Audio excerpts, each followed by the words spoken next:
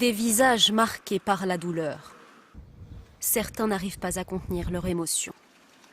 Famille des victimes, amis, camarades de classe ou encore anonymes, tous sont venus rendre un dernier hommage aux 4 adolescents décédés dimanche dans un accident de la route.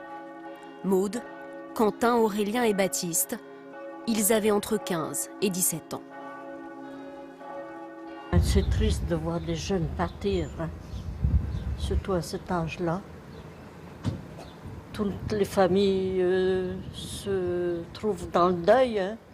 La journée a été marquée par 4 cérémonies distinctes. Parmi les victimes, certaines participaient activement à la vie du football local. Les représentants associatifs présents aux cérémonies ont encore du mal à réaliser la disparition de leurs jeunes recrues.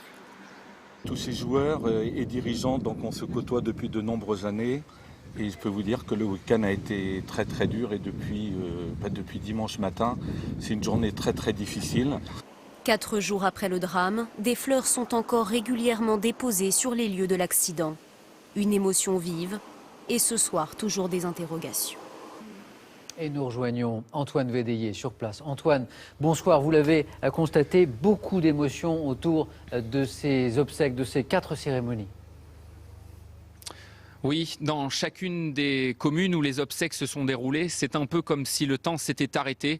Les rues étaient désertes, l'atmosphère était lourde et l'émotion immense. Vous venez de le voir dans le reportage, plusieurs centaines de personnes se sont rendues dans chacune des communes où il y avait une cérémonie, si bien que par endroits, il y avait autant de personnes à l'intérieur qu'à l'extérieur de l'église. Vous l'avez compris, Samuel, ici l'émotion n'est pas prête de retomber. Antoine, où en est l'enquête maintenant? Les auditions des rescapés se poursuivent? Oui, ce que l'on sait déjà, c'est que la voiture a fait au moins un tonneau. Elle se serait renversée sous le poids de ses passagers.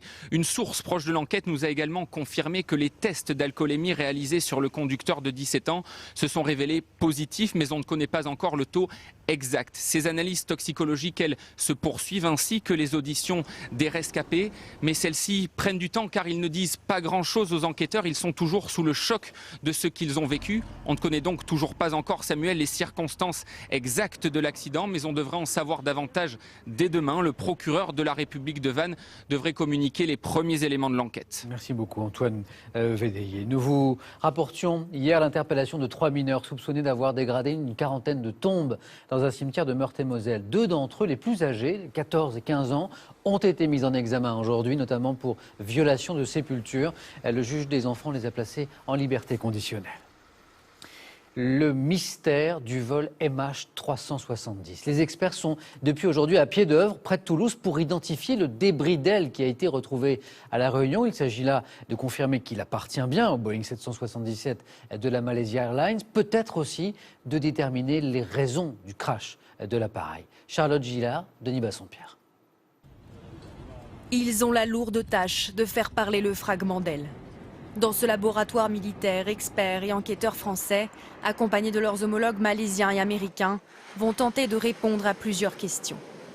Tout d'abord, s'agit-il du vol MH370 ? Peu de doutes subsistent pour les experts. Le flaperon retrouvé appartiendrait à un Boeing 777 formellement identifié par ce numéro, 657 BB, frappé à l'intérieur. Autre élément déterminant, les traces de peinture. Leur analyse permettra de savoir s'il s'agit de celle de la compagnie. Ensuite, quel scénario pour expliquer le crash ? L'avion a-t-il été détruit en vol ou s'est-il désintégré en percutant la surface de l'océan ? Les experts ne pourront donner de réponse précise, mais ils vont examiner la structure métallique de la pièce. Ils ont un microscope à la balayage électronique dans lequel ils vont pouvoir agrandir tout simplement